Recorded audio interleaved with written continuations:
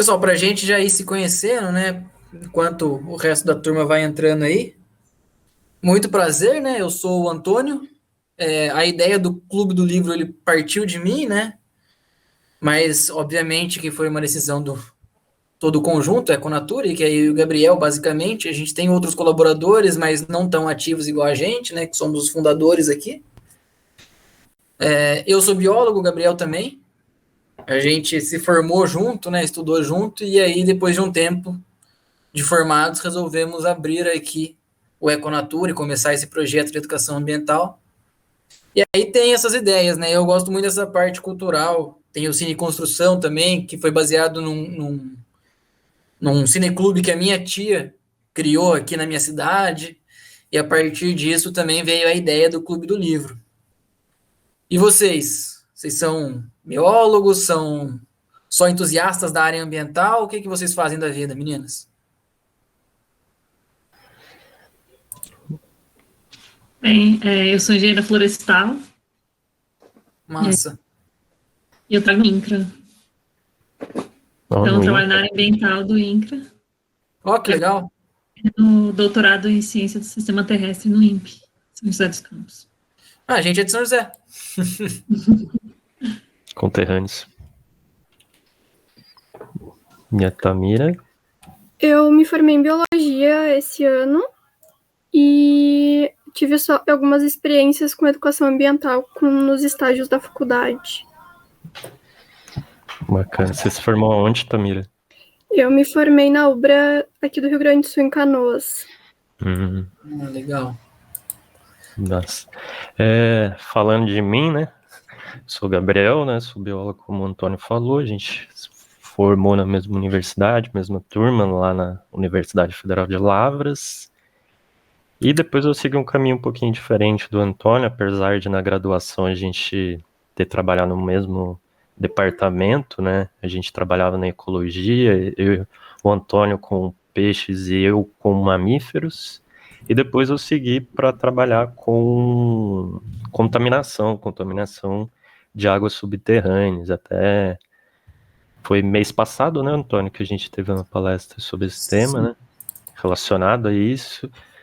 Então eu trabalhei com contaminação e estudando contaminação em áreas de aterro, em aterros sanitários lá de Bauru. Foi um pouquinho diferente do que é o tema de hoje, mas envolve muitas das coisas relacionadas aí ao que a Rachel falou nesse livro.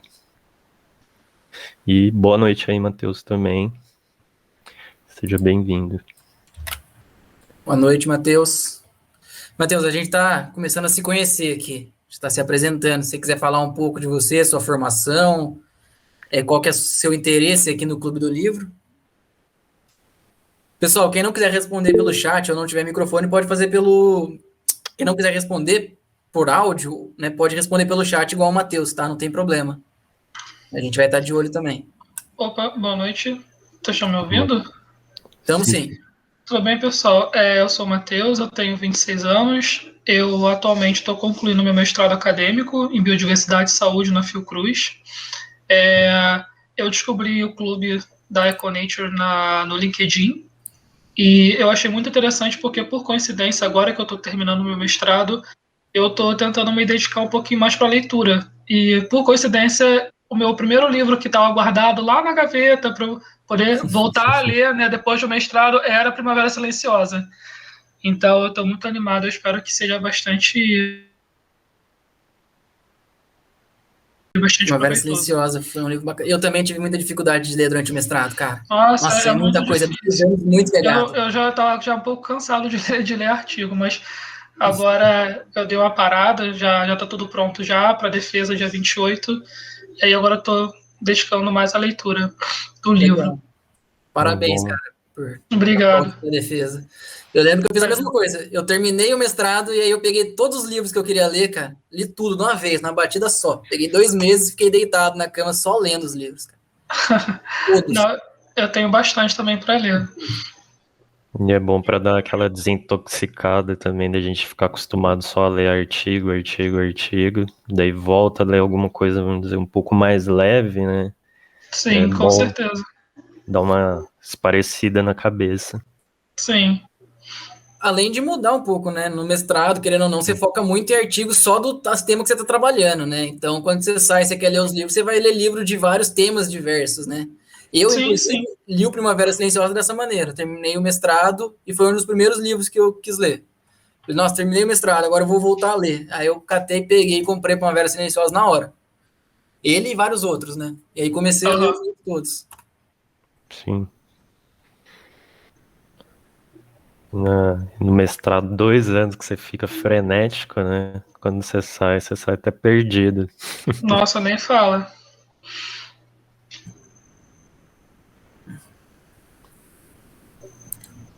Bom.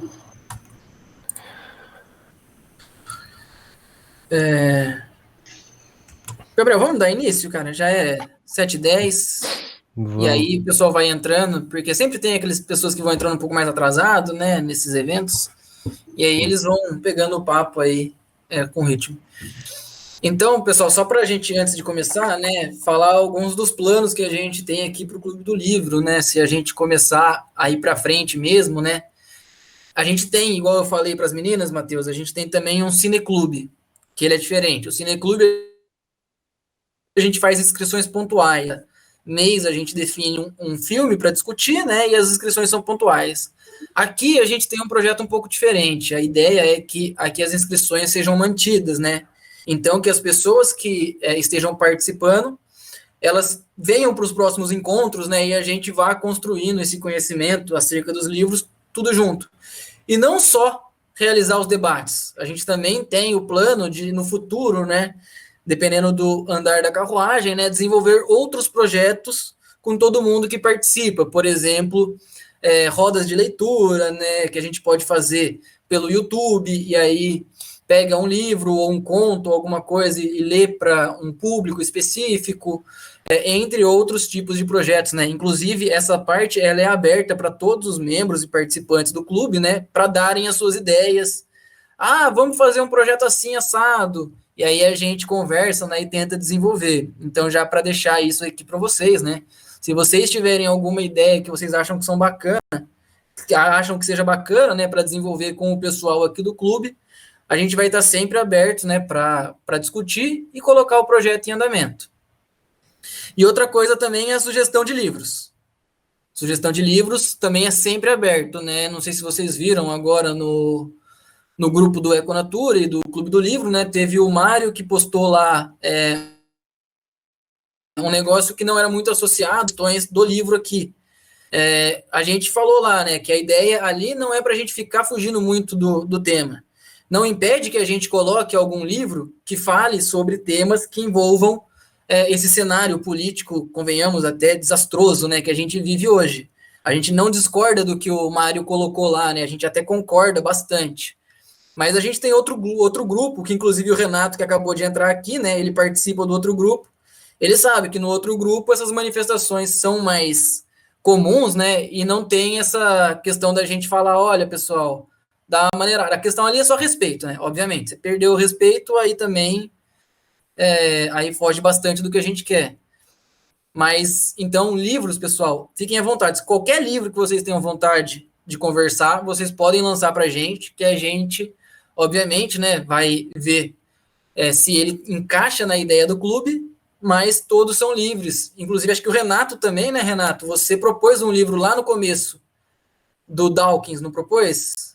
Não lembro agora qual livro que foi, mas você propôs, acho que foi o Renato, não lembro agora. Lá atrás, quando a gente criou o grupo.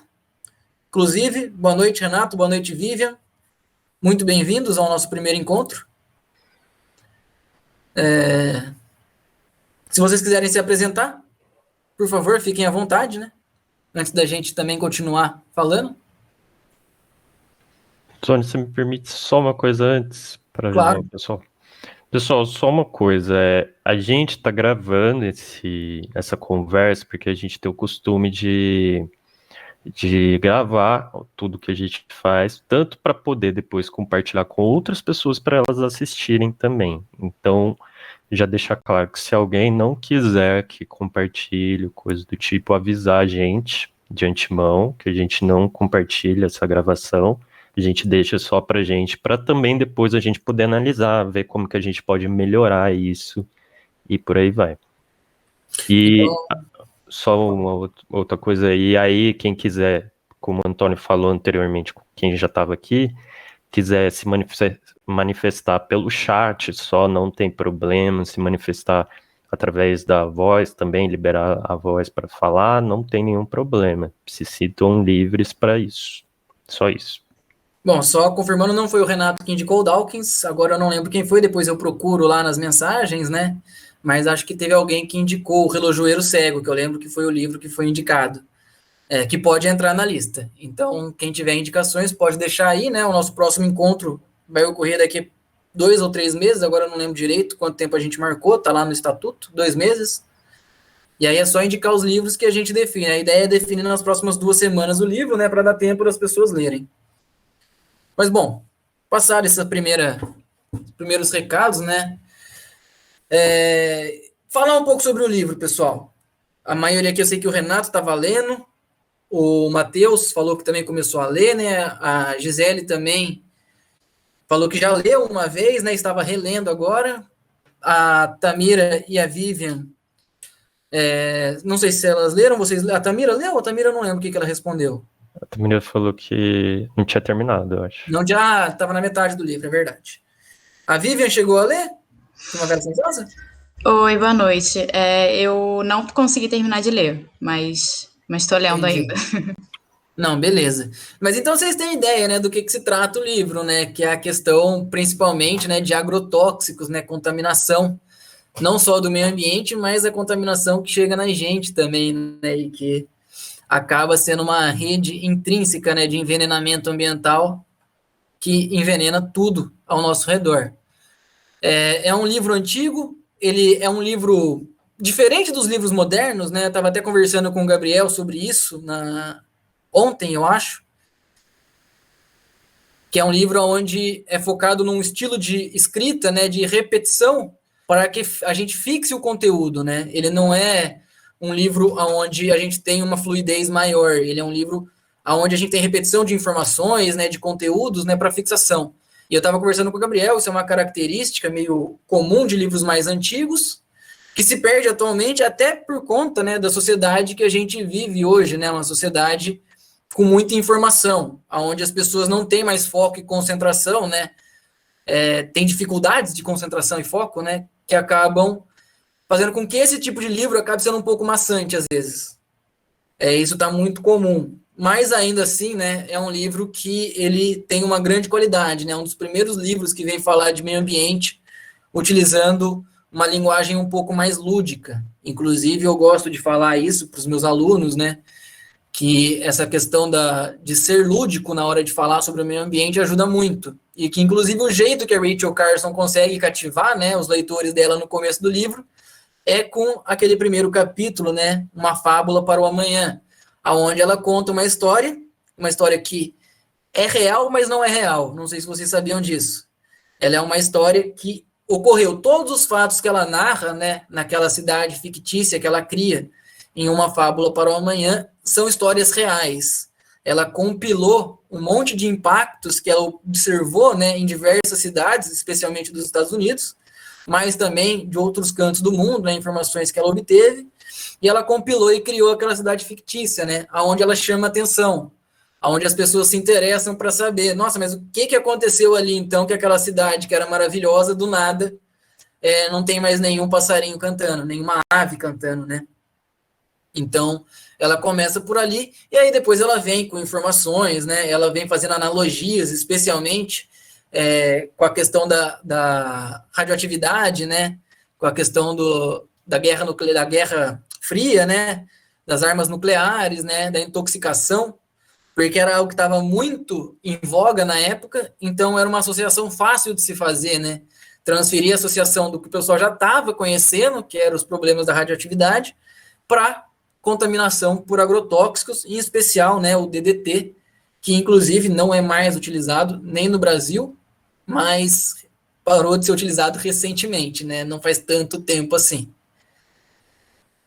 Acho que para falar do livro, né, assim, um resumo dele, Basicamente é isso. Ela vem falando dos impactos que ocorrem, né, pela utilização desenfreada de agrotóxicos, tanto no meio ambiente quanto na saúde das pessoas, né? Ela fala do envenenamento, ela tem uma informação lá que, para mim, marcou muito, né? Que é a ideia de que todas as pessoas no mundo estão envenenadas por agrotóxicos, mesmo aquelas que ainda não nasceram.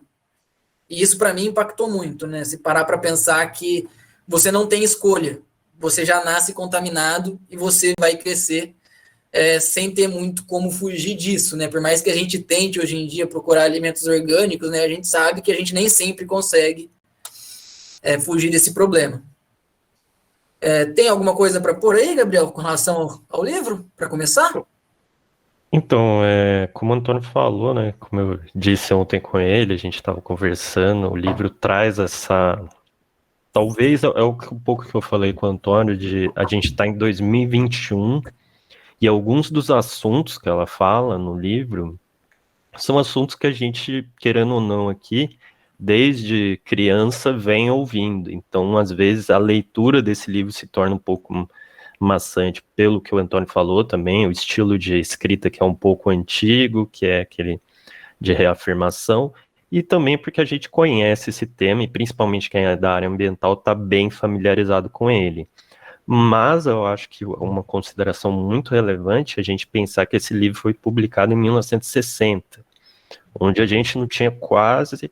informações eram muito, muito restritas, tanto que a publicação desse livro gerou muito debate e muitos ataques a ela e quem apoiou ela também. Então, a relevância do livro no contexto histórico não tem como tirar, e assim como a importância da forma que ele foi escrito também. Tem o que o Antônio falou da questão da abordagem mais lúdica, e aí eu coloco que, além do que o Antônio falou ali no começo, tem ao longo do livro, ela traz alguns casos também, né, mostrando, assim, pequenos trechos, falando de situações, como, por exemplo, no capítulo que ela fala sobre as aves, onde traz um pequeno trecho de um relato sobre a situação das aves de uma região que começaram a desaparecer após as pulverizações. Então você vai vendo que ela vai emendando esses conceitos técnicos com os conceitos mais lúdicos e mais populares para se entender algumas coisas que ela traz ali no livro. E um outro aspecto que eu achei interessante também nesse livro é vamos dizer assim, os conceitos que ela traz através de termos específicos.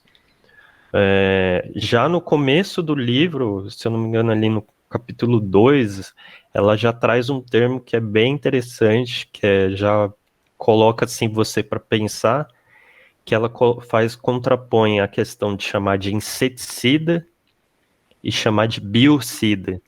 Porque, na verdade, o que acaba acontecendo é isso, né? Você acaba matando qualquer tipo de vida, indiretamente ou diretamente, e não especificamente com o intuito ali. Então, pode ser um inseticida, mas ele vai estar matando outros seres vivos também. Então, ao longo do livro, ela vai colocando alguns termozinhos assim, que são bem legais para você se atentar quanto a alguns aspectos. E aí, ao longo da conversa, a gente também vai falando desses termos. Mas eu acho que agora a gente podia deixar também o pessoal falar Sim. também a visão deles quanto ao livro, assim, no geral. Tanto de quem leu por inteiro ou até onde vocês leram, pessoal. Quem quiser. Inclusive, a gente separa alguns temas que a gente acha bacana para discutir, mas vocês podem puxar os primeiros temas, pessoal, que vocês acharam de relevante, que vocês querem colocar em pauta aqui, a gente já começa a conversa. Quem quiser ser o primeiro aí, por favor, esteja à vontade.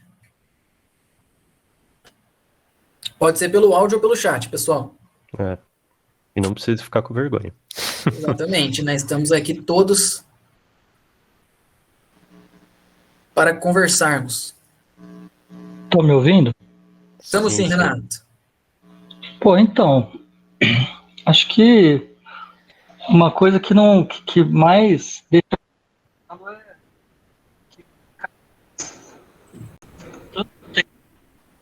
Acho que deu uma travada, Renato. Renato, acho que o áudio deu um problema. Aí, faz mais de 50, 60 anos já e Renato, tá com a ciência avançada, né? E dando umas cortadinhas no seu áudio, Renato. parou? Posso continuar? Deu, cortou de novo. Ele tá. Você começa a falar, vem normal. Aí você continua, ele dá umas cortadas. Você tá de fone, alguma coisa do gênero? Eu tô experimentando um fone novo aqui, talvez se eu colocar o antigo melhora. Agora tá melhor. Melhorou. Deixa eu ver. Melhorou? Melhorou. Uhum. Então, os dados que ela coloca ali, você vê que já eram. Pô, já estão tão defasados.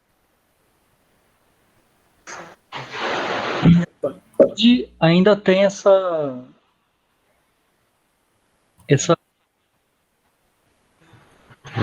da indústria, né, de ser tão intocável. Na rede social, as indústrias. Cortou de novo, Renato. Voltou? Voltou. E eu tô falando assim, meio no que vem na cabeça. A gente vê hoje, elas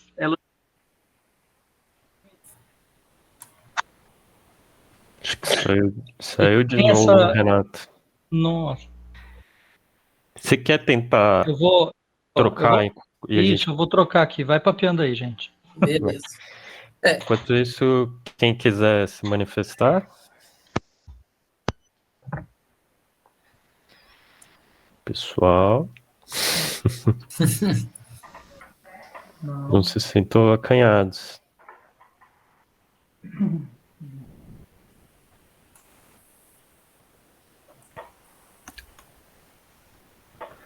Bem, então, como o pessoal está um pouco acanhado, enquanto o Renato ajusta ali, eu acho que uma das coisas ali que deu para entender que o Renato já falou foi quanto aos dados, né? Isso é uma coisa bem interessante ali que ela traz bastante ao longo do livro, né? Se a gente pegar o livro, ela vai falar de um tantinho bom de compostos químicos, né? A gente deixou anotado alguns aqui, mas tem vários outros. Mas só que a gente anotou aqui, tem o DDT, o 2,4-D, a aldrina, dioldrina, paratião, malatião, endrina, clordana também. E ao longo do livro ela fala de vários outros, mostrando também dados relevantes quanto a esses compostos, né, pessoal?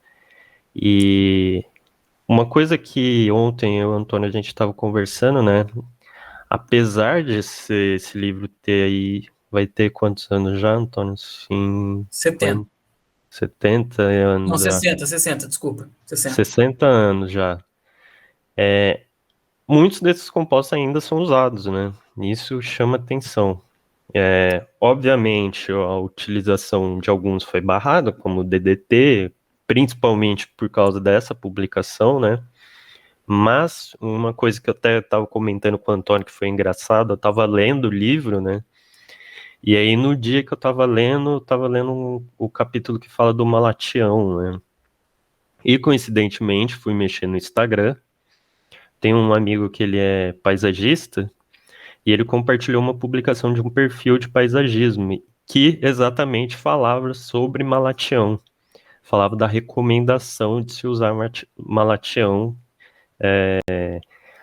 no âmbito do paisagismo, mas deixando sempre claro lá, falando malatião é um componente químico muito forte, tem toxicidade e tem que ter esse cuidado ao se usar esse produto, né? E falava que era a última das opções utilizar malatião. Mas fica claro ao longo aí que a gente tem muitas coisas que são utilizadas ainda. O 2,4-D também, que ela fala no livro, que é um herbicida, ele também é utilizado atualmente, ele é um dos mais utilizados de herbicida, junto com glifosato, atualmente, né? Tem o malatião também. Se a gente pegar alguns agrotóxicos atuais, que são muito utilizados, a gente vai ter os herbicidas aí com glifosato, 2,4-D, atrazina também, fungicidas como o mancozeb, fungicidas à base de cobre, que é muito comum, por exemplo, em cafezais é muito comum usar esses tipos de fungicidas, enxofre, né, com base de enxofre, e inseticidas também, como acefato, imidacloprido e bifentrina, além de muitas outras substâncias. São só alguns dos mais utilizados, né, Antônio? Sim, heptacloro também. Uhum. Não só isso, né? O Gabriel também falou ontem uma coisa que eu fiquei meio assustado, né? O vizinho dele, não sei, alguém que ele viu, jogando SBP na planta, né? Para matar insetos. Então, chega a ser até meio bizarro você parar para pensar, né? O quanto a gente tem essa aversão ao que a gente chama de praga, né? E que convenhamos, eu até gosto de falar, começar até por esse ponto que eu acho que é bacana. Praga é algo que não existe na natureza, né? Assim, se a gente for parar para pensar ao pé da letra, a natureza ela tem seus mecanismos, né? Onde não existe uma praga. A praga só vai existir quando a gente acumula impactos ambientais, né? Alterando todo o ciclo natural, e também quando a gente acumula espécies, na mesma espécie, né, em um local só, e a gente facilita a transmissão desses patógenos.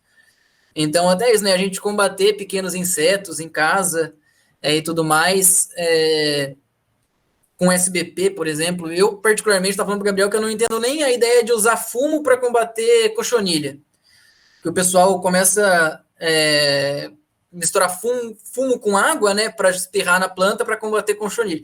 E aí o Gabriel me falou que conhece gente que mistura com detergente ainda, porque o detergente, né, pela sua capacidade de desnaturar a gordura, né, acaba facilitando a entrada do fumo, né, tanto nos insetos, né, desnaturando as células dos insetos, quanto na planta. E aí acaba deixando a planta totalmente envenenada, né? E aí a pessoa faz isso com aquela plantinha ainda da horta dela que ela vai querer consumir. Então, para mim, não entra nem isso na cabeça. Eu, particularmente, eu tinha um amigo na minha república, na época da faculdade, que era engenheiro florestal, e ele gostava de usar o fumo. E eu sempre falei para ele, cara, para mim não bate na cabeça essa ideia de usar fumo. Eu falei, beleza, você pode ter um controle aí, mas ainda entra para mim que é semelhante a agrotóxico, né? Fumo, querendo ou não, né? O tabaco, a nicotina, eles afetam o sistema nervoso, né? Basicamente é o mesmo tipo de atuação dos agrotóxicos. Então, não sei vocês, né? Qual que é a relação de vocês com plantas em casa, né? O que vocês acham disso e até com a alimentação de vocês. Eu, particularmente, atualmente, tenho uma irmã que trabalha com distribuição de orgânicos, então, até por uma questão familiar, né, tenho evitado ao máximo alimentos que não sejam orgânicos, mas também por uma questão de que quando você vai tendo conhecimento do impacto disso tudo no seu sistema nervoso, quando você tem um conhecimento mínimo de bioacumulação, biomagnificação, entre outros termos, né, que inclusive dá para ser debatido aqui, eu, assim, acho até bizarro a gente não encarar agrotóxicos como uma pandemia. Os impactos dos agrotóxicos, né, como uma pandemia, e a gente não ter essa concepção do que realmente, de quantas pandemias a gente vive atualmente, além da pandemia da Covid, né, a gente está falando da pandemia da Covid atualmente, muito, né, mas se a gente for parar para pensar, os gastos com saúde que a gente tem associados a esse tipo de problema são pandemias, afetam mais de um continente. São muitas pessoas morrendo, né, que poderiam não estar morrendo se a gente tivesse uma alimentação talvez menos nociva, menos venenosa. Não sei o que vocês acham aí, não sei se alguém tem alguma opinião também para expor em relação a esse assunto. Quem tiver, por favor, né? Vamos avançar no debate, proponham ideias e coisas aí para a gente construir o conhecimento aqui, todo mundo. Praga só a humanidade. Só adicionar uma coisa, o que o Antônio falou, que também no começo do livro a Rachel fala isso que o Antônio disse, né? Que vamos dizer, esse conceito de pragas, ele vem muito da nossa relação do sistema de produção de alimentos e como a gente encara esses seres vivos que estão no meio que a gente está produzindo, né? Então, o conceito de pragas, na verdade, é um conceito criado por nós. Não existe pragas em si. Pragas são porque a gente inventou de plantar N coisas em lugares talvez não apropriados para isso e surgiram esses seres vivos que conseguem se beneficiar disso, né?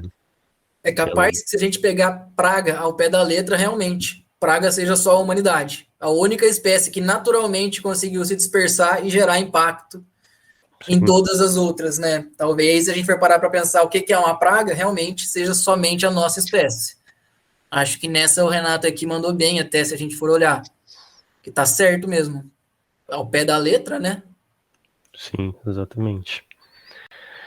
E aí, pessoal, o que vocês pensam disso? Se manifestem, podem falar. A Gisele, que é engenheira florestal, talvez tenha até mais conhecimento do que a gente para falar sobre questão de pragas e plantações, né? A Gisele Milaré. A Gisele Pereira aqui, eu não sei. Gisele Pereira, você...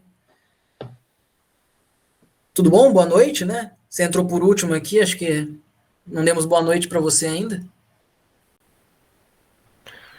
Mas e aí, pessoal? Renato, se conseguiu aí resolver a questão também, quiser manifestar de novo, pode tentar falar aí com a gente. Estão me ouvindo? Sim. Então, acho que vou tentar ver se eu se amarro mais ou menos o que eu estava dizendo.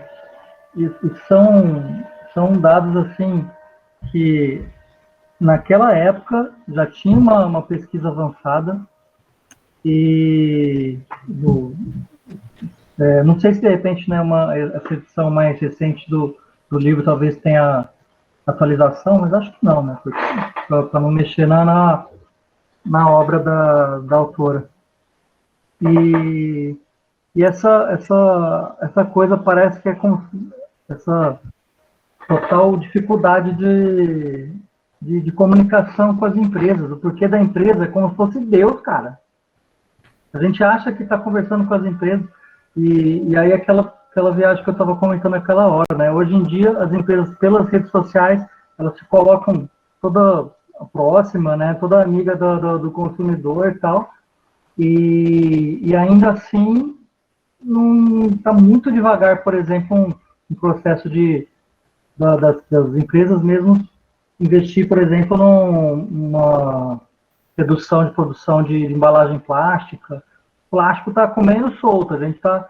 É um bagulho chocante, assim, né? Coisa de 10 anos para cá, coisa de, sei lá, alguns meses atrás, é exponencial, né? O tanto que tem de plástico na Terra. Mas aí, isso saiu um pouco do assunto, mas voltando a essa questão dessa dificuldade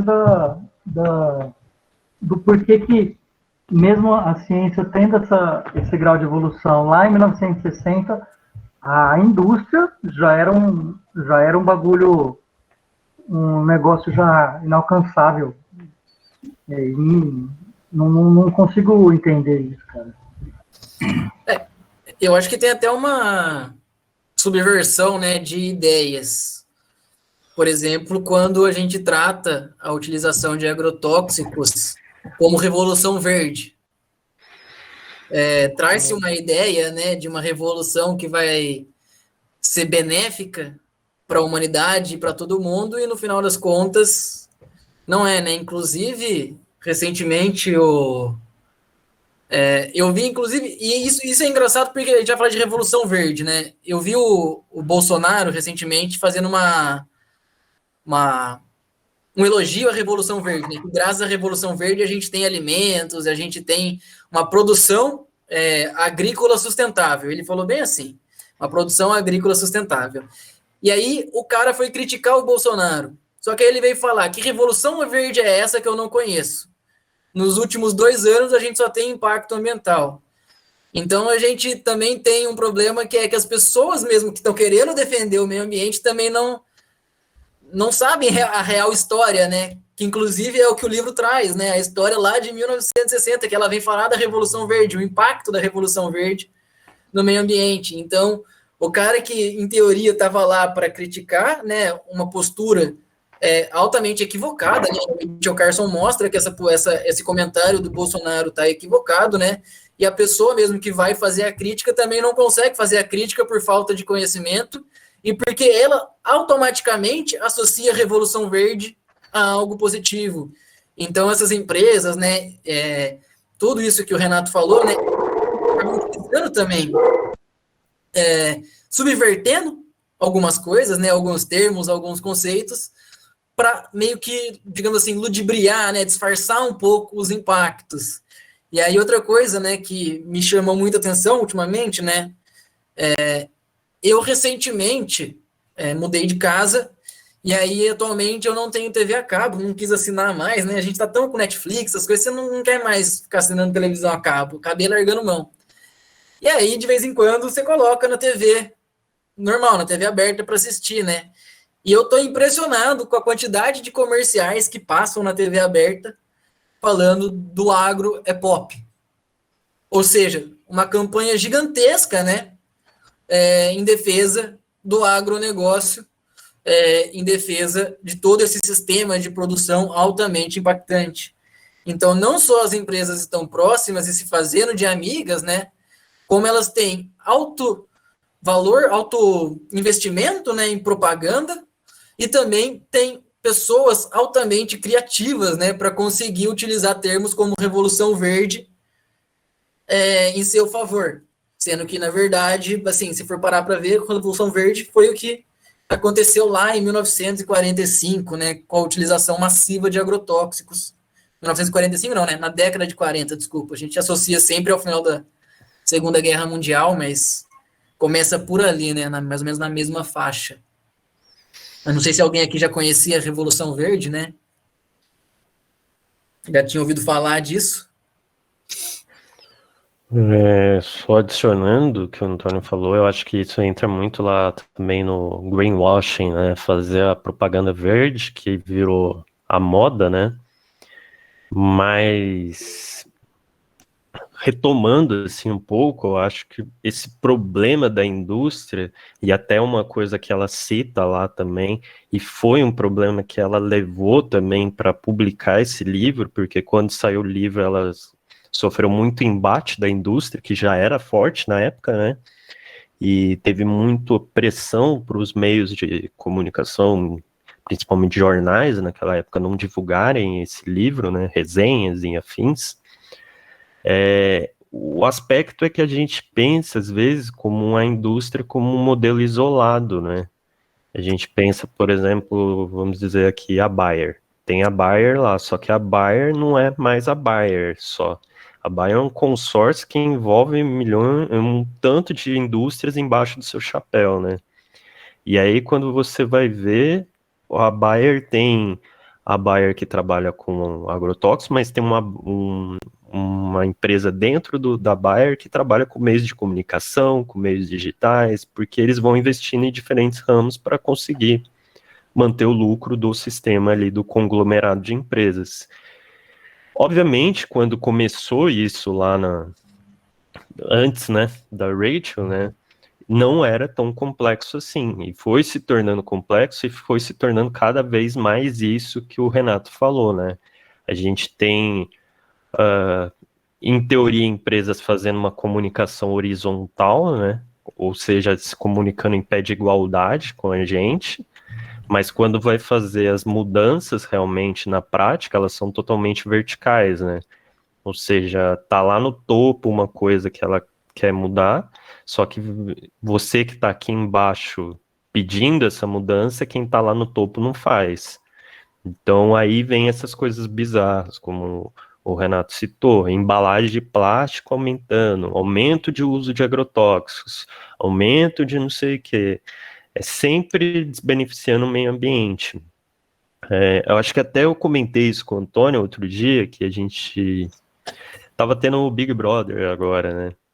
E aí teve um meme aí clássico, até alguns perfis da área de meio ambiente criticaram isso, mostrando o caso do iFood, que o iFood era um patrocinador do programa, e aí teve um... Eu não entendo direito de Big Brother, mas teve um negócio lá que era um quarto que o pessoal ficava isolado e recebia o café da manhã do iFood. E aí eles receberam e tiraram uma foto da pessoa tomando café da manhã. E eram só coisas descartáveis em cima de uma mesa recheada de coisas descartáveis, né? Daí aconteceu isso em 2 episódios. Daí teve um episódio lá que foi... Na primeira vez eu lembro que era um monte de plástico, que era com a... Acho que era com a Carla Dias, se eu não me engano. E aí na segunda vez, eu não lembro quem era a pessoa, mas recebeu novas embalagens, só que em teoria mais sustentáveis, mas só era um outro tipo de material, só que o volume de material era o mesmo. Então fica nesse lance que nem o Antônio falou do agropop, que fica saindo 1000 vezes, você coloca na Globo, passa, acho que se você assistir das 7 da manhã até meio-dia, você vai ver umas 50 vezes isso, de tanto que passa. E é uma indústria muito grande, vai conglomerando, captando muitos e muitos, e a gente tem que considerar também, como acontecia lá com a Rachel, o fator político, né? Já existia naquela época a introdução de interesses políticos nesse ramo, então tem o interesse industrial com o interesse econômico vindo com o político. Então, cada vez mais, essas empresas ganham força dentro do cenário político, incentivos para usar mais agrotóxicos, mais coisas. Se a gente pegar aqui no Brasil, se a gente comparar a liberação de agrotóxicos, de novas fórmulas, novos tipos de produtos químicos, em comparação ao aumento do poder, entre aspas, da bancada ruralista que tem, fica claro a influência que tem ali dentro do setor. Claro que vai ter as outras mudanças que a gente teve também, de ministérios e etc., mas o básico ali, que é a bancada ruralista, que a gente pode dizer que é o grande concentração deles, aumentou. Consequentemente, ganhou mais parlamentares, ganhou mais pessoas ali apoiando, consequentemente resvalou nisso. Então é tudo se conectando, a gente tem um conglomerado de empresas, de indústrias, conglomerado de político também, e cada vez mais o que em teoria era para retroceder, visto todos os problemas que já eram mostrados lá pela Rachel e por outros pesquisadores da época também, só vão se agravando cada vez mais. E aí vem casos como o que aconteceu, foi semana passada, né, Antônio? Da pulverização que teve no Maranhão, né? Você quer falar um pouco disso, Antônio? Essa foi uma pulverização por avião, né? O Renato acho que também está a par, acho que ele postou no nosso grupo do Econatura e lá do WhatsApp também sobre essa notícia, ou foi você que postou e o Renato comentou, agora eu não lembro. Porque o Renato, pessoal, ele é bem ativo lá no grupo, ele posta bastante coisa, então eu reconheço ele, né? Daqui dos grupos a gente sabe que ele está lá bem ativo com a gente. Então, foi uma pulverização de agrotóxicos que pegou... Foi numa escola que pegou? Agora eu não lembro direito, porque eu sei que já aconteceu outras vezes. Eu sei que em Goiás, na cidade de Rio Verde, tem um caso muito semelhante, né? Onde tinha uma escola próximo também a uma plantação, passou o avião pulverizando, e aí os agrotóxicos caíram, né, nas crianças, nos professores, nas merendeiras e tudo mais, e aconteceu de novo. Aconteceu agora no Maranhão. Aquela ideia da pulverização do agrotóxico descontrolado, né? Você chega e pulveriza um tanto sem nem ter ideia do que você está fazendo, na verdade, né? Você só chega e joga lá. Só que tem esse risco, né? As coisas estão muito interligadas quando a gente vai falar sobre meio ambiente, né? Se já impacta a gente só de consumir o alimento, imagina quem está próximo, se dá uma rajada de vento, né? Por mais que seja um pouco mais longe a plantação da escola, se dá uma rajada de vento, o avião está passando ali, o agrotóxico vai de qualquer jeito direto na pele das pessoas. Então é algo preocupante. E inclusive não é só no Brasil, tá? Isso aconteceu já em outros lugares também, né? A gente tem outro caso, que foi aonde que foi, Gabriel? A gente anotou aqui, agora eu esqueci, peraí. Tem um caso que ela cita no livro mesmo, com a Aldrina.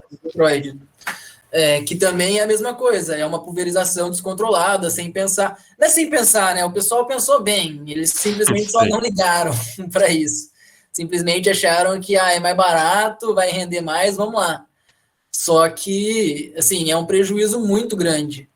E outra coisa, né, é que as pessoas têm uma concepção, né, de desenvolvimento econômico, de desenvolvimento, que não é realmente a definição de desenvolvimento. Eu estava lendo recentemente um livro de um professor lá acho que da UFRJ, agora eu não lembro o nome. Não. O Renato postou aqui um negócio, mas antes deixa eu só terminar meu comentário, né? Um professor da UFRJ, eu acho, ou da UERJ, agora eu não lembro se é da Federal ou da Estadual do Rio. O nome dele é Loureiro, o sobrenome. E aí ele fala um pouco sobre a questão de desenvolvimento sustentável, né? Que quando a gente usa a ideia de desenvolvimento é uma palavra que surgiu na biologia. Quando a gente fala do desenvolvimento de um organismo, né, pessoal, a gente sabe que esse desenvolvimento ele não é ilimitado e desenfreado. Os organismos, eles se desenvolvem, né, mas eles têm um limite, uma limitação. A partir de um certo momento, começa a morrer, começa o estágio de senescência. Para quem é biólogo ou engenheiro florestal, né, para quem trabalha com ciências, sabe muito bem do que eu estou falando, né? O desenvolvimento ele não é finito, ele não vai parar. Porém, economicamente falando, o termo desenvolvimento ele foi subvertido como algo ilimitado. Então, até quando a gente fala de desenvolvimento sustentável, né, a gente tem essa ideia de que é um desenvolvimento econômico, ou seja, é um crescimento econômico sustentável. Só que não existe isso. Se a gente for parar para pensar numa natureza sem limites, ela não existe. A natureza tem as suas limitações. Então, até o conceito do desenvolvimento sustentável é algo que eu gosto muito de conversar, né? Eu falo para o Gabriel, que é algo que eu, antigamente, quando entrei na faculdade, adorava. Desenvolvimento sustentável. Quando você começa a entender o que está por trás, realmente, que é não desvincular nunca a ideia de crescimento econômico, a gente acaba subvertendo tudo isso. E aí fica esse negócio, como que vai ser o desenvolvimento sustentável? Só que não tem como você continuar crescendo economicamente, né, pessoal, com esse consumo de recursos que tem no mundo inteiro, né, que vai completamente de desencontro aos limites do meio ambiente. E aí cai nisso, as pessoas querem esse desenvolvimento a qualquer custo e fazem qualquer coisa por esse desenvolvimento sem limites, inclusive pulverização de agrotóxicos à torta e à direita, sem segurança, de qualquer maneira, visando simplesmente o lucro, na verdade, só do dono da empresa, só do líder da empresa, do chefe, né? Mas, na verdade, os próprios trabalhadores que estão lá pulverizando agrotóxicos, esses aí estão diminuindo a sua expectativa de vida, estão ficando doentes, estão ficando cada vez piores, né, em relação à saúde, não ganham bem, não tem como se cuidar, e a gente ainda está falando de ganho econômico, de aumento de PIB, mas não de distribuição de renda. Não estamos falando, por exemplo, de uma economia mais circular. A gente está falando só de ganho econômico. Eu já tenho até, a gente fala muito relação de ganhos econômicos com conservação ambiental. Não só dos serviços ecossistêmicos, né, que é o mais comum que o pessoal tenta dar valor, Mas vamos parar para pensar na saúde. O quanto que a gente não gasta com saúde por conta de problemas que são facilmente resolvidos se a gente tiver um meio ambiente saudável. Então, a gente está realmente indo muito na contramão do que a gente já sabe que não deve fazer. Mas por conta do que eu já estava falando lá atrás, né, a subversão de termos, de conceitos e tudo mais, a população mesmo fica confusa. Ah, tá, mas tem que ter o desenvolvimento econômico. Só que beleza, se a gente for falar de desenvolvimento mesmo, não é isso. Igual eu falei, né, não é um crescimento ilimitado. É algo que tem o seu fim, tem os seus limites. Então, é simplesmente fazer direito, né? Então, é parar para pensar nisso. Não é jogar agrotóxico à toa. O Renato acabou de compartilhar com a gente aqui, né? Morte de abelhas. 150 mil abelhas. Foi na zona rural de Jardinópolis. E aí, pessoal, e vocês? 50% de estimado aqui de mortes. O que vocês pensam, pessoal? Quem quiser falar aí um pouco. Pode levar para outra parte do livro. A gente está falando só de agrotóxico aqui, mas vocês podem falar para outra parte do livro, né? Tem os capítulos diferentes, né? Que fala de contaminação de águas. Tem capítulo para falar de outras estradas. Tem um capítulo que é muito interessante, que é falando do direito de saber, né? A obrigação de aguentar, a obrigação de suportar nos dá o direito de saber o que está sendo lançado na gente, né? Se alguém tiver aí algum outro tema para a gente ir puxando, pessoal, por favor, vamos fazer o debate render um pouco mais.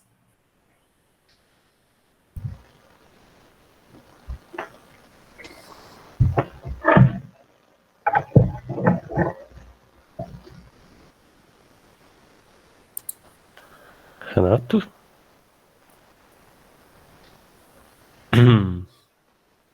Então, vou puxar um papo, lembrando... eu estava com uma coisa querendo comentar aqui, esqueci.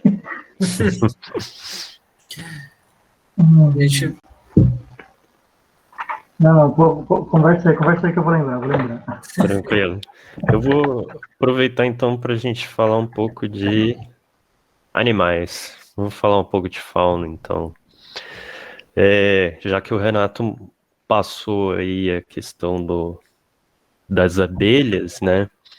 Eu acho que é interessante a gente pensar também que ela traz esse aspecto, falando um pouco de vida, né? Falando no sentido tanto dos vegetais quanto dos animais, dos micro-organismos. E um ponto que eu acho que é interessante que ela traz ao longo do livro é uma construção de pensar do micro ao macro, né? A gente está pensando ali dos micro-organismos, depois a gente vem, por exemplo, para seres como minhocas, depois insetos, e ela chega a falar de vertebrados, né? As aves como um todo. E depois mamíferos também, ela comenta um pouquinho mais por cima, peixes também, ela se aprofunda mais. E um aspecto interessante que a gente vê ao longo dessa discussão, e eu acho que são coisas ali que eu comentei já com o Antônio, que ela, ao longo de todo o livro, ela discute muitos termos, questões técnicas, que eram empregadas já lá naquela época e estão até aí hoje. Por exemplo, como o controle da fertilidade dos insetos. Em vez de você pensar no controle químico aí, do sentido de matar esses animais por agrotóxicos, você controlar através da fertilidade deles, alterando, aí tornando os machos inférteis. Isso era uma questão que ela traz aí no livro. E aí, para não dar tanto spoiler dessa parte aí para o pessoal, mas eu queria saber de vocês, a gente falou muito de agrotóxico, né? até agora, mas eu queria saber como vocês veem e que vocês veem também de alternativas para não uso também dos agrotóxicos, se vocês veem um outro caminho para a gente seguir. Quem quiser pode falar, pessoal.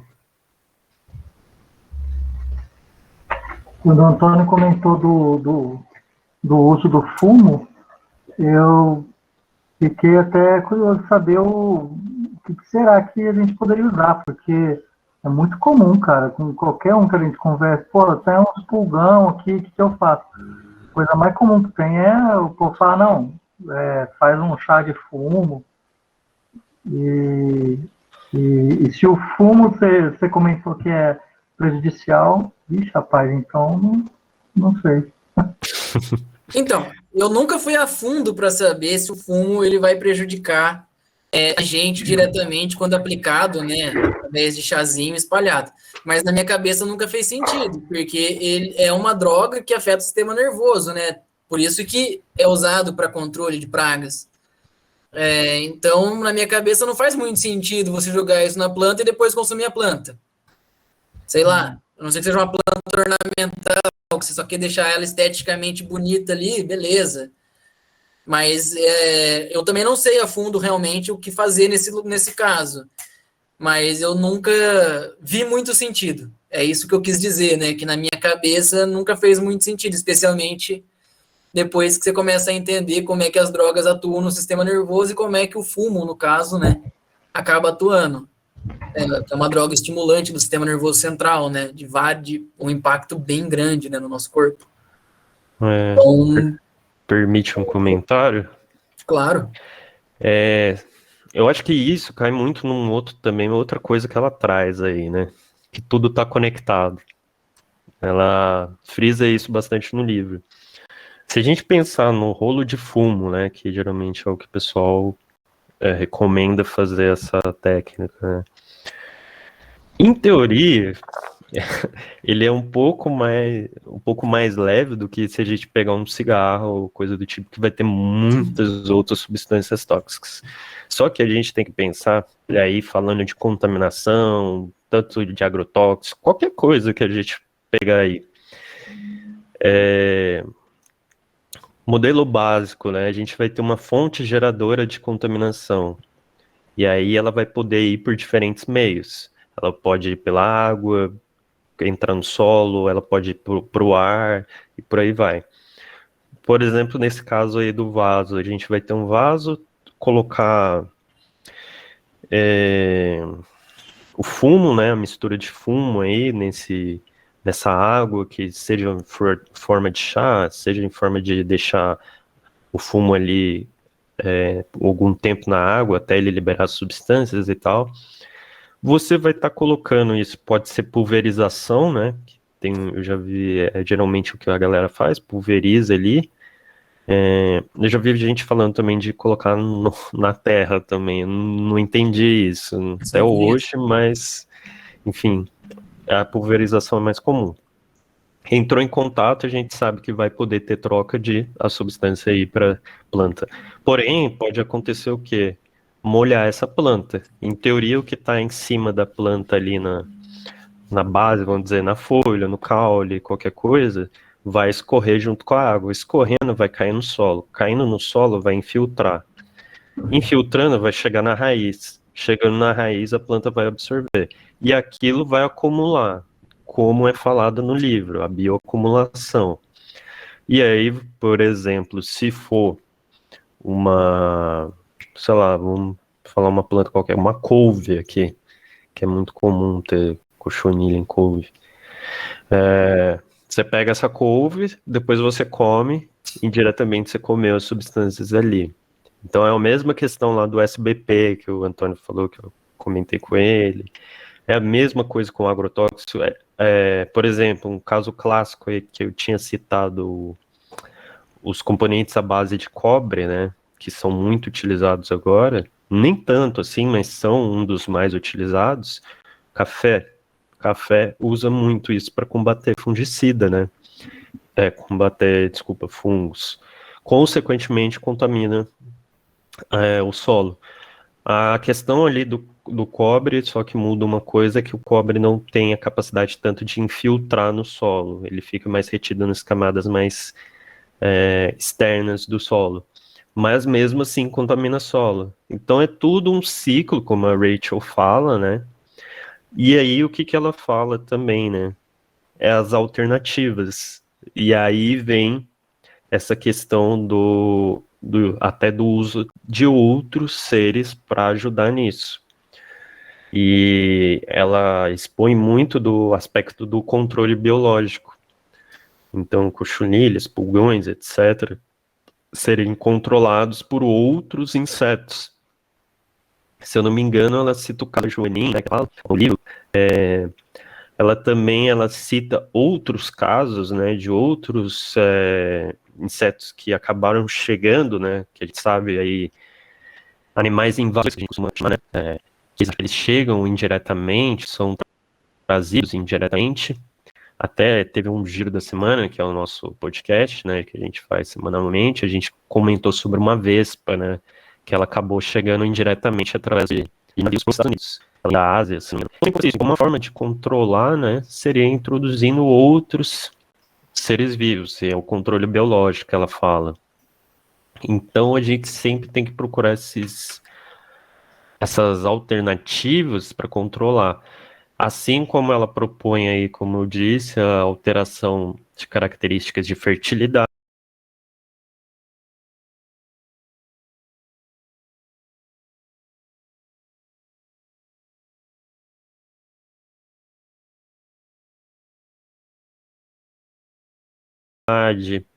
e outros tipos.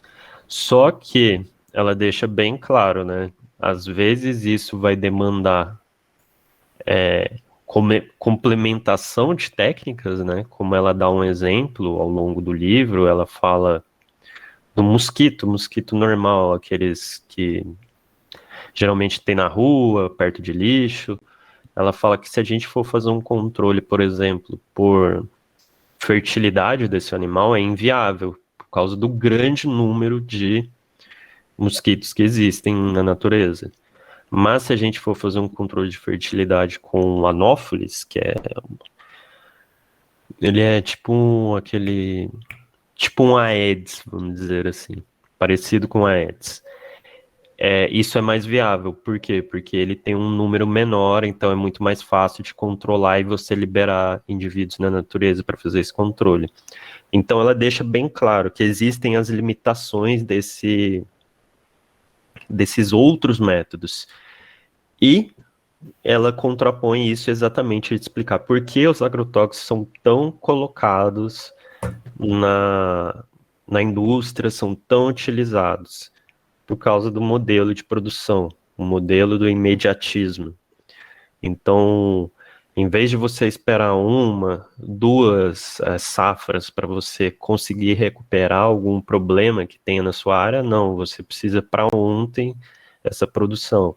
E esse imediatismo já vinha daquela época, e é o imediatismo que a gente tem até hoje aí.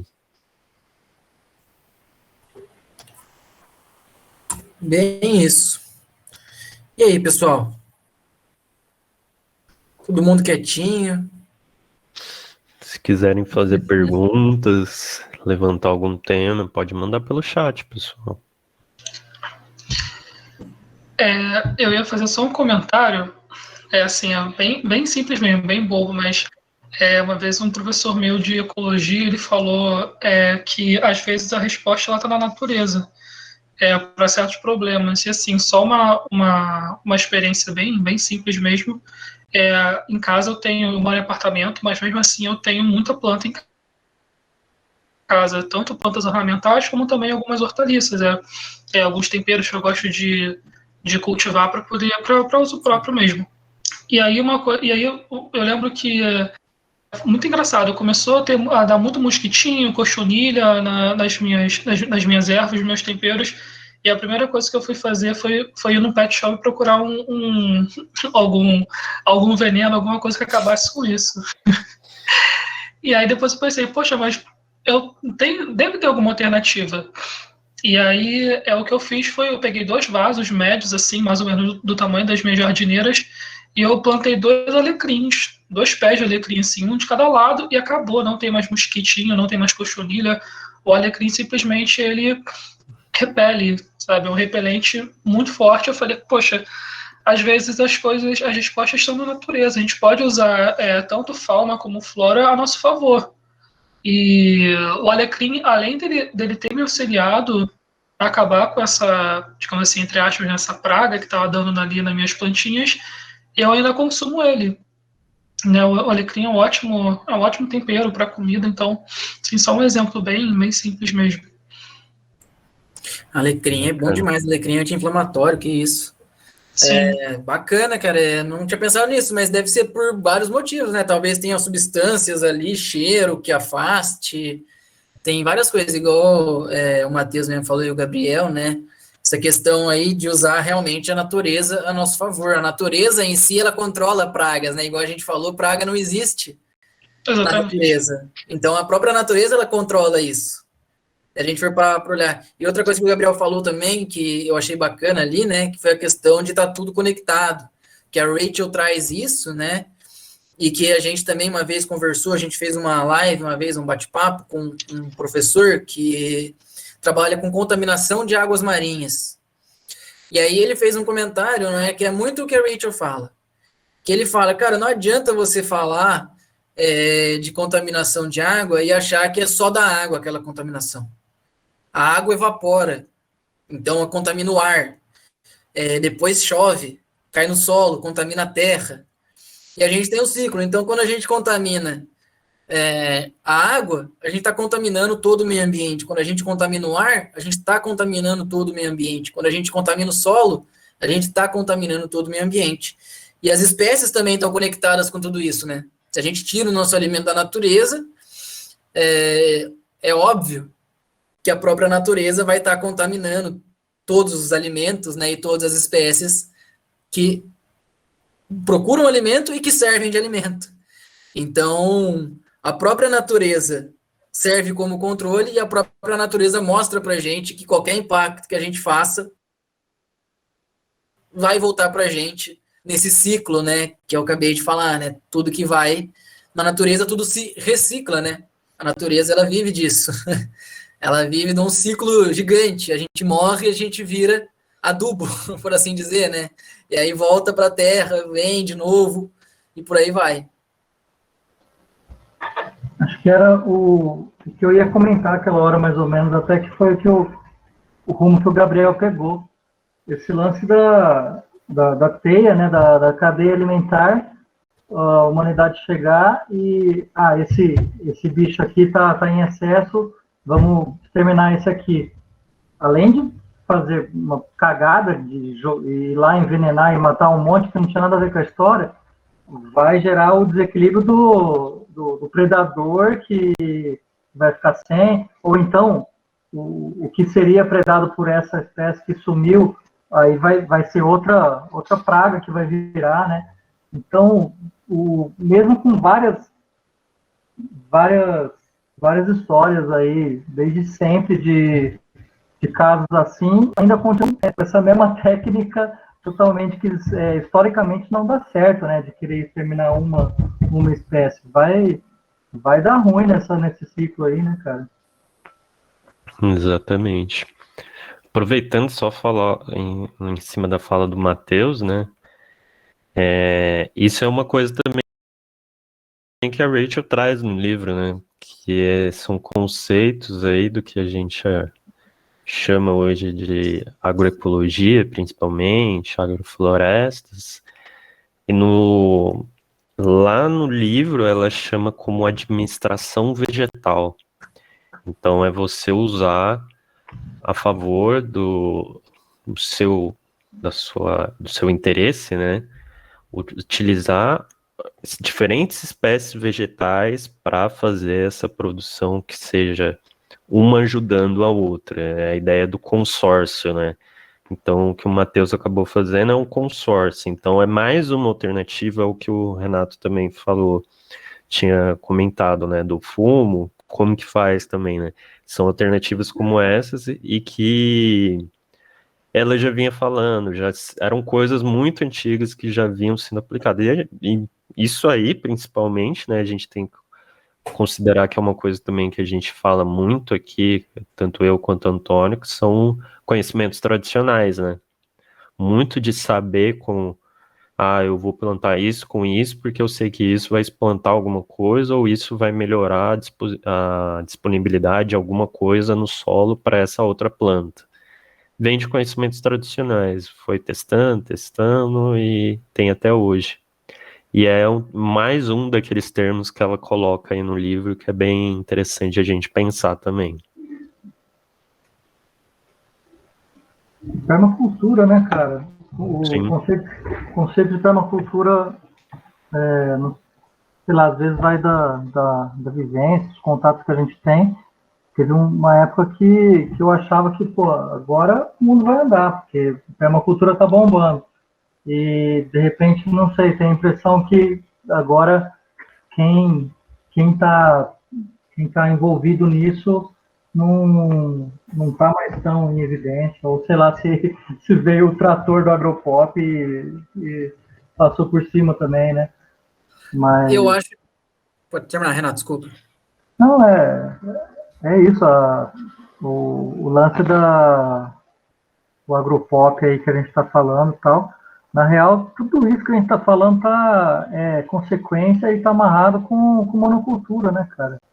É isso que regaça, que fode a terra e que é para plantio, para indústria e para exportação. Então, a gente vê direto nessas propagandinhas de Agropop lá, uma puta plantação gigantesca, onde só tem uma coisa lá, as pessoas vão comer, isso faz parte da sua alimentação, você tem que apoiar a gente, porque a gente que vai te dar essa soja que está plantada aqui. Ai, caralho, né? Toda a plantação de soja vai para boi, que vai virar carne, que não vai chegar para a população. Sim, exatamente. Você falou da permacultura, né? Você sabe a origem do termo permacultura, Renato? É um termo de 1970, cara, que foi cunhado por 2 australianos, um professor e um aluno dele lá. E a ideia de permacultura, né, é cultura permanente. Então, ela antecede a ideia de sustentabilidade e desenvolvimento sustentável. O que vem logo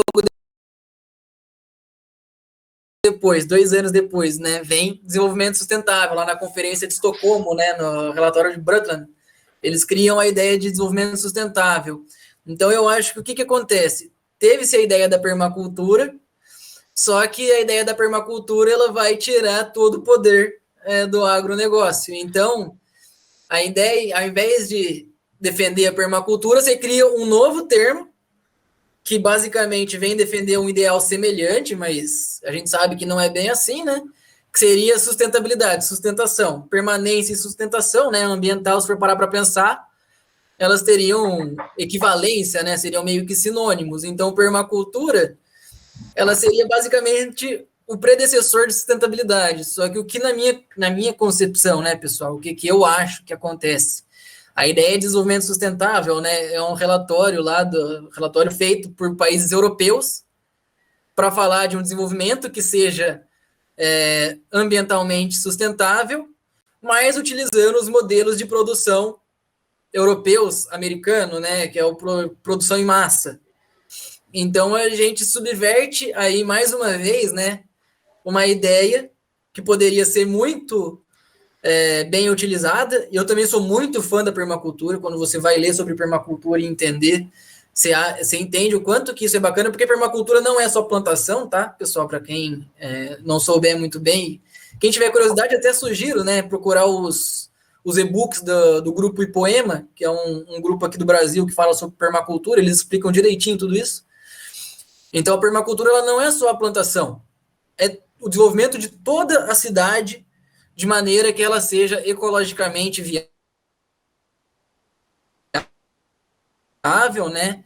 E que ela tenha a sua própria sustentabilidade, ela se mantenha, né? Continue produtiva, continue saudável e não tenha impacto na natureza. Então, eu acho que o que aconteceu aí foi que o pessoal pegou a permacultura e falou assim, vamos criar outra coisa aqui, com um nome um pouco semelhante, de sustentabilidade, sustentação, e a partir disso, a gente começa a impor novamente o nosso jeito de ver o mundo, que é o jeito europeu de produção, né? Que é essa produção em massa, onde, igual o Renato falou, né? Planta um monte de soja e fala que é isso que vai alimentar a população, mas no final das contas isso nem chega pra gente, né? Isso vai lá pro boi, pro gado, né? E que depois também vai ser vendido lá para fora do Brasil, né? Não vai ficar aqui.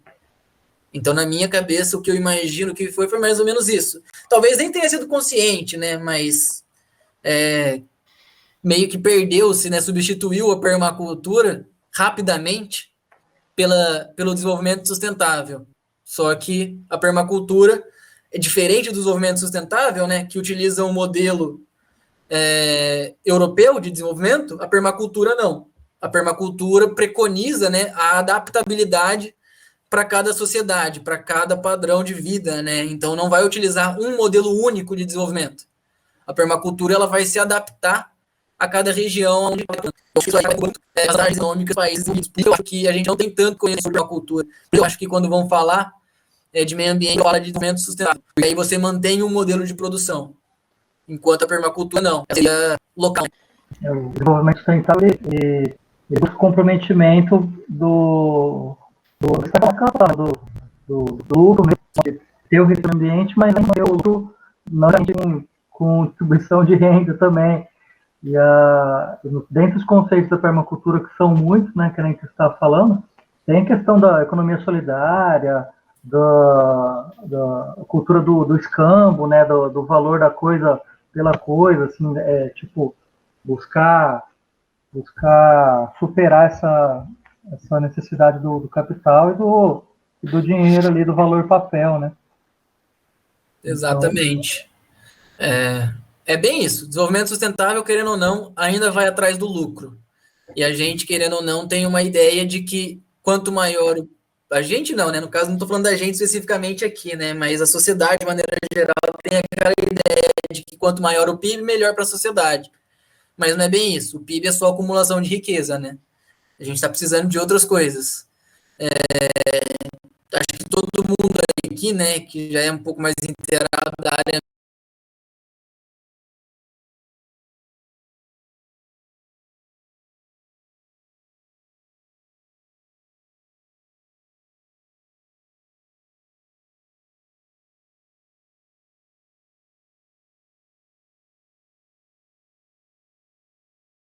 ambiental sabe que o problema do mundo não é falta de alimento, é falta de distribuição. Então, economicamente, é a mesma coisa, não falta riqueza no mundo, a riqueza já está acumulada aí há muito tempo, o que falta é distribuição, e a gente tem tido cada vez mais acúmulo com um grupo cada vez menor de pessoas, né? Igual a alimentação, quem tem acesso à alimentação mesmo é um grupo cada vez menor, e isso tem piorado, né? Ainda mais nos últimos anos, as crises todas que têm sucedido umas às outras, né? Tem piorado cada vez mais a situação e favorecido, né, o acúmulo de riqueza. Não sei se vocês viram também, aqui no Brasil, por exemplo, acho que no último ano, os milionários ficaram mais milionários no Brasil. Um negócio absurdo. Só parar que, apesar que a gente está numa crise econômica ferrenha, né, onde a gente não está conseguindo produzir nada direito, ainda tem gente conseguindo acumular mais riqueza.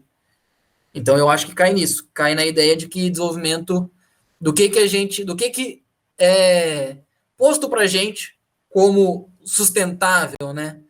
Que é produzir riqueza, em teoria, com menor impacto ambiental. Mas é uma coisa também que a gente conversa muito, eu e o Gabriel, é a história do canudinho de metal. O canudinho de metal, ele ajuda mesmo o meio ambiente? Se você perde o seu canudinho, se você compra vários canudinhos, ele realmente ajuda o meio ambiente, trocar o plástico pelo canudinho de metal? Será que é isso mesmo que é o ponto? Ou eles estão só te vendendo sustentabilidade e acumulando mais e mais riqueza, enquanto você acha que não, mas eu estou comprando um negócio ecologicamente correto, mas está consumindo sem parar. Você não deixa de consumir. Você continua consumindo. Ah, mas são produtos sustentáveis. Mas é consumo. Cai um pouco nisso, né? Exatamente. Só colocar uma coisa, que o relatório de Brundtland é de 87, não de 73. Ele é mais...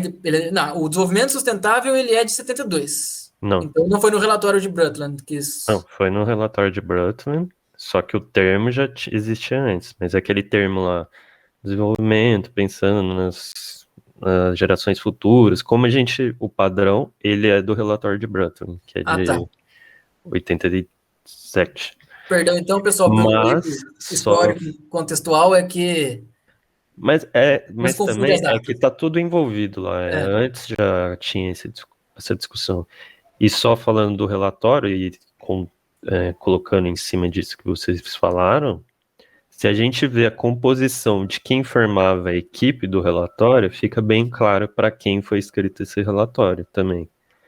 A gente for pensar na América, eu não lembro se é na América do Sul ou na América Latina. Teve um único representante, que foi o Paulo Nogueira Neto. E é o único representante, quanto da Europa não era só um, né? Então cai bem nisso que o Antônio e o Renato acabaram de falar. Renato tá com o microfone aberto, vai falar alguma coisa, Renato?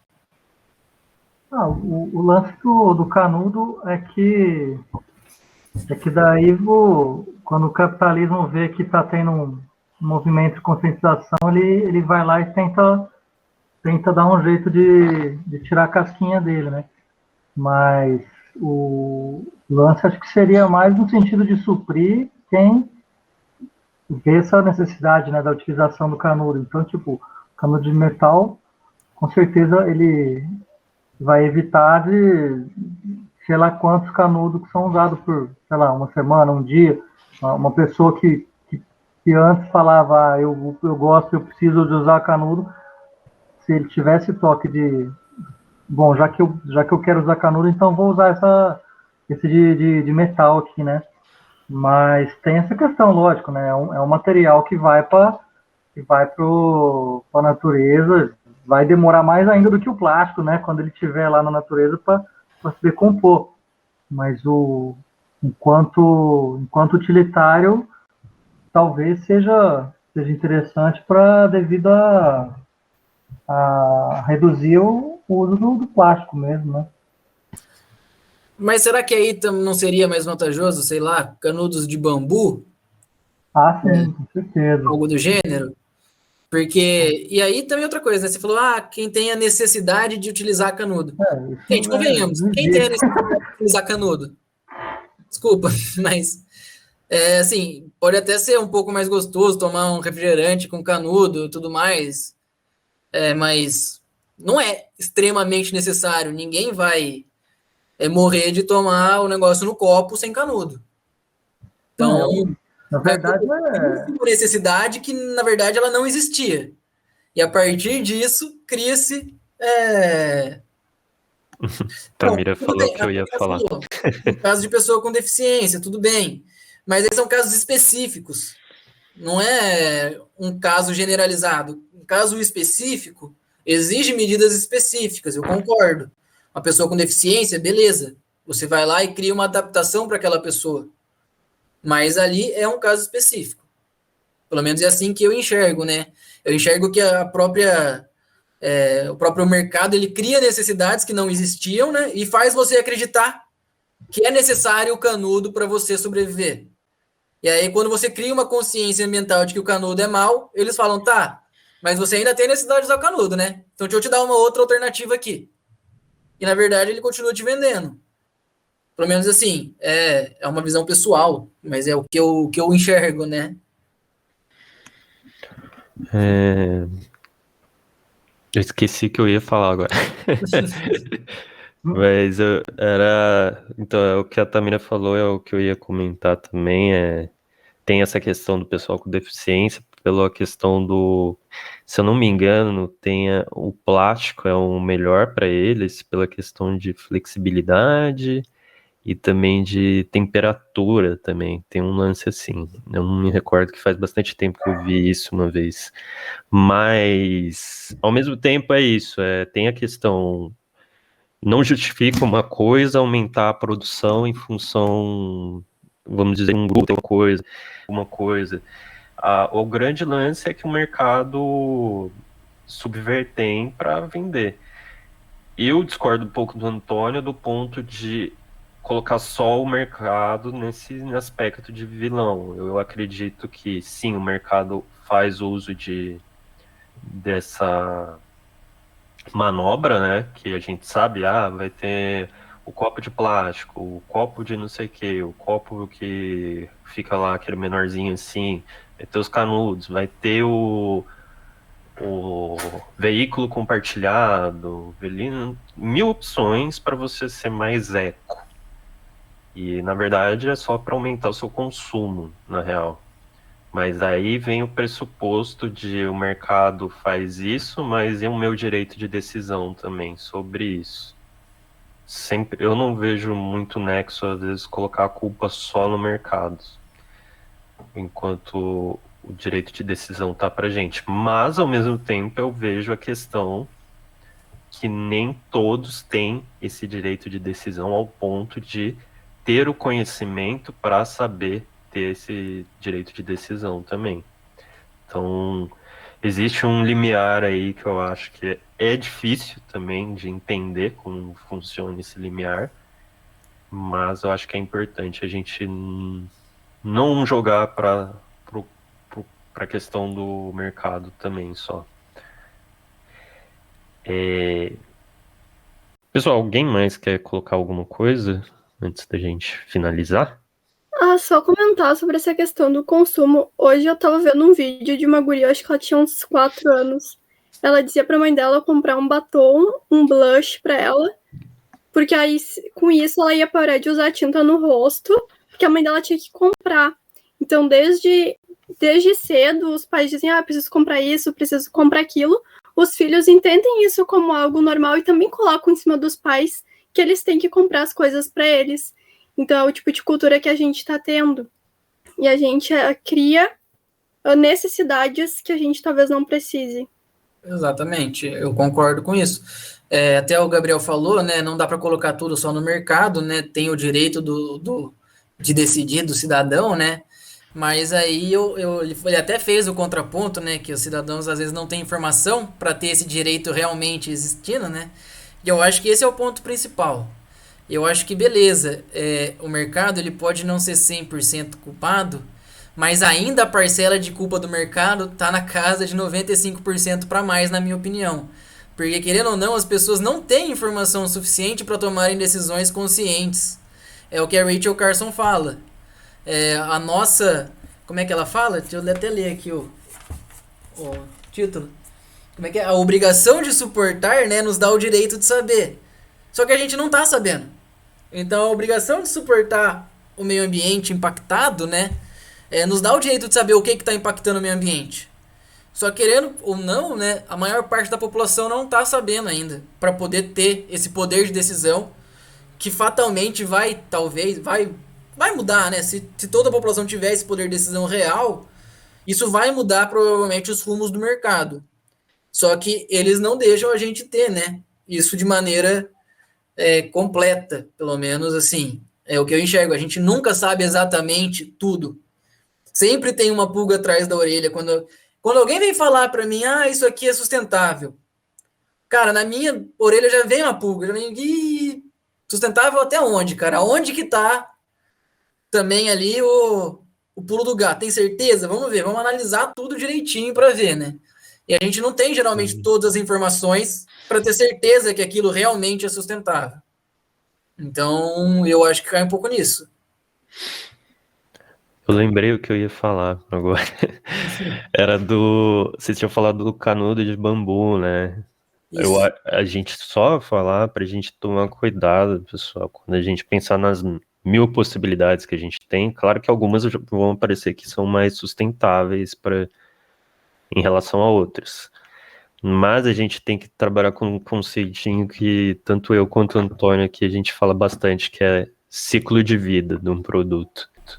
Então sempre considerar não só o material ali quando ele chega para você e depois vai embora. mas considerar todo o processo que envolve a sua produção.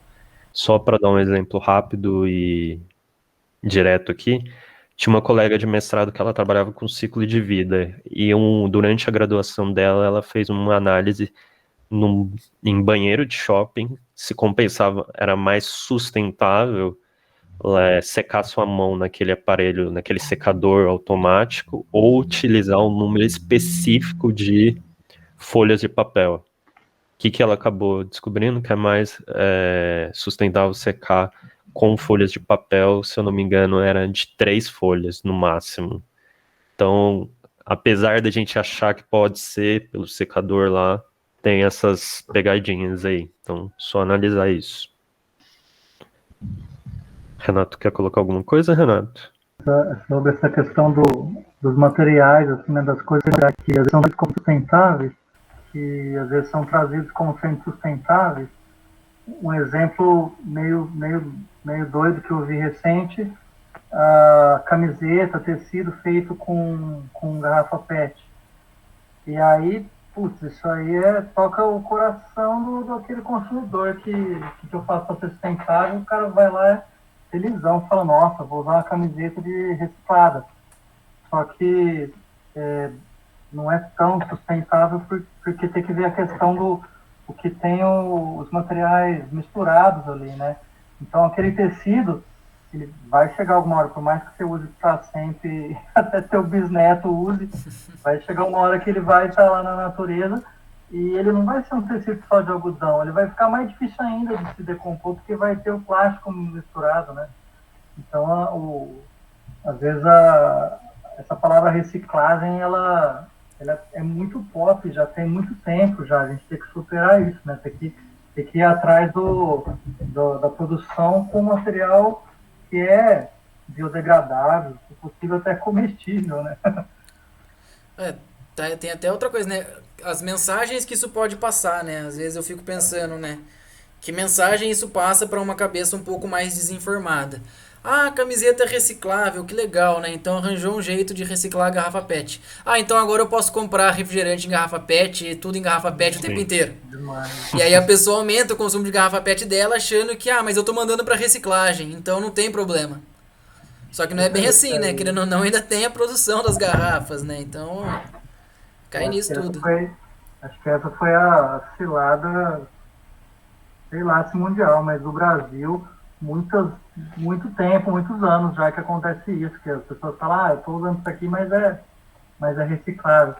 Aquelas garrafinhas de água, teve um tempo atrás que a Coca-Cola, a Nestlé, começou a fazer uma garrafinha com menos plástico. E aí aquilo foi uma situação que engraçada demais, velho. Porque na época eu trabalhava com reutilização, assim, né, com artesanato de reutilização, e a garrafa a gente tentava colocar essa ideia de vamos reutilizar ao máximo, né, antes de mandar para reciclagem. E aí aquela garrafa que era tida como uma quase solução ecológica, já era um tipo de material que já não dava para reutilizar, já era menos resistente, né? Sim. E é engraçado que tem muito descartável que é muito mais resistente do que muita coisa que era para ser resistente, né? É o paradoxo da obsolescência, né? Exato. Sim. E eu acho que tudo isso que o Renato falou entra no que o Antônio puxou, naquele papo da Revolução Verde, né?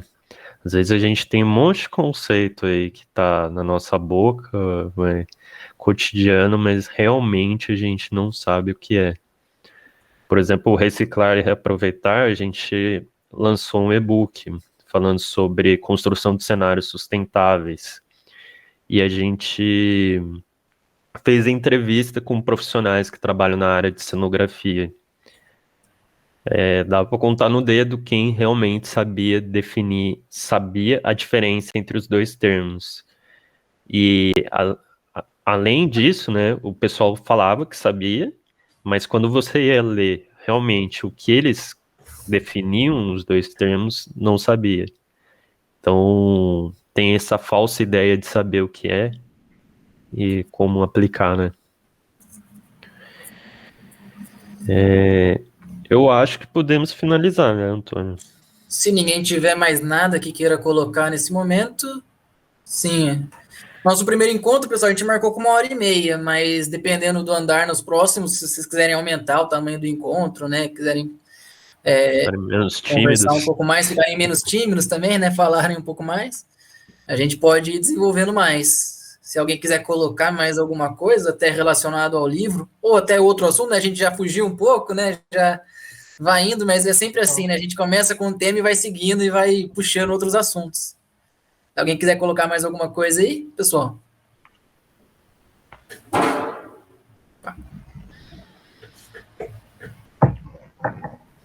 Se ninguém quiser colocar, eu só queria falar duas coisas que a gente esqueceu de falar, Antônio, desse livro. Dois termozinhos que eu achei bem legais também. Que no começo do livro, no começo não, já é no meio, na verdade, desculpa. Ela traz uma questão de comparação de idades, que tem a idade média, a idade clássica e tal.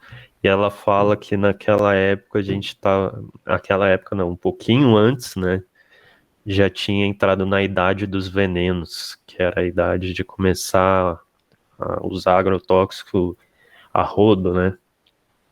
E mais pra frente ela fala da idade da resistência, que seria a idade de começar a contrapor esse uso dos agrotóxicos. Então, só lembrar desses termos, porque eu acho que ainda a gente está na batalha entre a idade do veneno contra a resistência. Talvez tenhamos um pouco da resistência, mas infelizmente a idade do veneno ainda está forte. Talvez a gente avançou um pouco da idade da resistência, mas infelizmente a idade do veneno ainda está forte. Bem isso. Pelo que eu tenho sabido, aumentou o número do consumo de alimentos orgânicos no último ano no Brasil, mas ainda assim não é algo que gere realmente impacto, né? Assim, que mude o impacto que já tinha. Assim, aumentou o consumo, mas aí a gente ainda tem um caminho longo pela frente para vencer a idade do veneno, né? E entrar na idade da resistência sozinha, só por ela, e seguir num movimento de produção mais ambientalmente correto. Exatamente. Pessoal, só para a gente finalizar, dizer que quem quiser saber mais da Rachel ou um pouquinho outras coisas do livro, a gente fez um Econatura Resume, que está no nosso canal do YouTube, falando sobre isso. Lá no canal do YouTube também... Falando sobre a Rachel, tá? Sobre a Rachel e o livro. E falando lá do canal do YouTube também, a gente tem um papo que, agora que o Antônio falou de orgânicos, tem um bate-papo Econature com a Flora Chaves e com o Bruno Sene falando sobre orgânicos. Foi bem legal. Compensa, quem quiser conferir, vai lá, também está lá disponível. A gente tem playlist lá para quem quiser conferir. Tem podcast também, esse bate-papo, se vocês quiserem conferir. E lá no canal também tem outros assuntos relacionados a um monte de coisa que a gente falou aqui, né? A gente falou aí tanto de reciclagem, termos aí relacionados a resíduos, tem por lá também séries e outras questões esporádicas. E hoje a gente colocou até um vídeo sobre educação ambiental, inclusive falando desse aspecto aí da abordagem lúdica que o Antônio falou aí em um dos trechos aqui da nossa conversa. Bom, pessoal, então acho que vamos finalizar e já pedi para vocês, né? Quem tiver sugestão de livro, né, para o próximo mês, pro próximo encontro, né, daqui 2 meses, pode mandar lá no grupo do WhatsApp, pode mandar, se quiser mandar aqui já no chat também, pode mandar. E aí a gente coloca na pauta e aí a gente define o livro do próximo encontro e volta aqui para conversar mais uma vez e continuar, né, com essa interação e essa troca de informações, né, sempre muito bacana, sempre coisas novas. O que o Matheus trouxe do alecrim, por exemplo, para mim foi bem legal, eu achei bem bacana. E se eu tiver algum problema algum dia, já sei como é que vai ser minha primeira tentativa de combate, vai ser alecrim com certeza. Eficiente. É isso então.